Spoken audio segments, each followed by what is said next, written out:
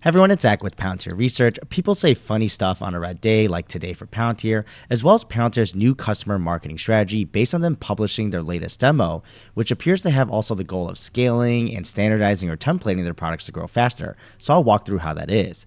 So really briefly on the price, my daily philosophy, honestly, as a longer term investor is like, okay, maybe it's because I'm old. It's just more volatility like I expect. I care more about the business itself operating and growing in their financial results. But obviously when any movement comes in either direction, people like to talk. But the reason I wanted to bring it up today briefly is just I wanted to share a funny X I saw on the noise out there. And this is probably an extreme case, but did make me chuckle that some folks are quick to shout out $10 so quickly.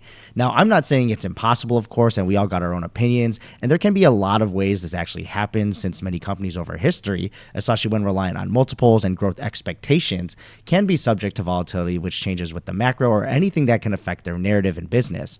And today is literally nothing, around 2% as of this recording, but it's still funny to me and I wanted to point it out. But obviously with research and some confidence in your thesis, some people can stomach through this price volatility, and we've seen way worse, of course, if you've been in for the long haul. But typically average shows by just not looking at the price, but the business itself helps a lot. So I'm not saying I'm right or wrong, of course. I'm just putting it out there, especially with tweets like these, what your thoughts are on this, especially for that $10 range. Now, for real news on Palantir, Chad appears on another demo walking through Palantir's AIP customer service engine. Now, it's a brief 8 minutes walking through the solution, but I think what is more important is that what is posted on AIP Now's website is that this is one of the first ones there. And for those still catching up, essentially these are very common use cases of AIP that they want to share with incoming customers based on the experience and time put into building these from previous customers here starting from scratch.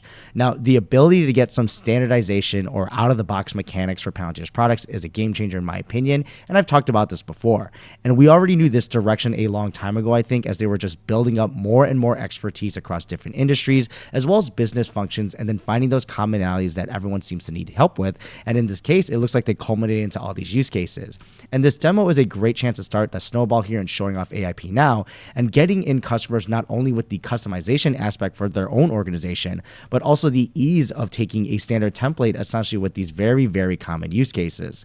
Customers like results, of course, but just as good as how fast you can get to them and ease or integration into your organization. So I'll be looking out for more demos in the future to see if this pattern continues with them pushing more AIP Now use cases for their demos. Then Palantir also tweeted out a webinar for Lowe's in the US. A lot of people know this big retailer, akin to a Home Depot, of course, for your building needs. And looks like Lowe's will be walking through on April 11th how this customer service use case built on AIP is helping them out. So not only are they doubling down on making these demos and using the example companies, but also how real customer experiences like Lowe's, who is very, very well known, are being transformed by Palantir. So I think this is a good start for their new marketing strategy here, and I think it's going to actually grow up over time, and they'll probably keep on doing this for other customers and different use cases as well on AIP Now. But what are your thoughts on all this below, and I'll see you in the next video.